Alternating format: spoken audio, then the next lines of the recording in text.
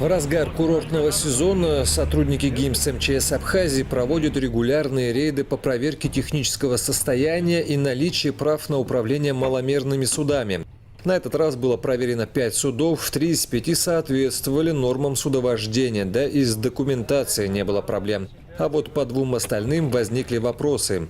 Проверка показала, что капитан одного из маломерных судов вообще отсутствовал на нем, что противоречит правилам эксплуатации.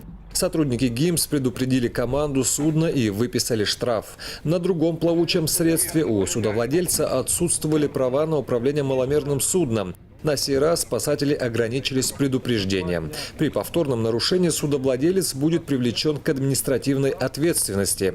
Отсутствие спасательных жилетов – давняя проблема, с которой пока, увы, невозможно справиться. Даже если жилеты и есть в наличии, то находящиеся на плавсредстве ни в какую не желают их надевать. Даже дети. Вот и в данном случае спасательные жилеты были надеты только после настойчивых требований спасателей. Внимание сотрудников ГИМС во время рейда привлекло турецкое грузовое судно. Оно не было зарегистрировано в ГИМС, что является нарушением. Согласно последним изменениям в законодательстве, на учет в инспекции по маломерным судам МЧС Абхазии должны ставиться плавсредства и иностранных государств. К тому же выяснилось, что накануне с данного судна упал в воду и погиб один из членов экипажа.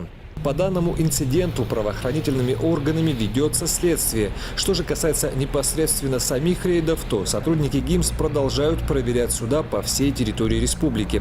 В ближайшую неделю вместе с коллегами из погрануправления ФСБ России в Абхазии спасатели намерены провести инспекцию в акватории города Гагра.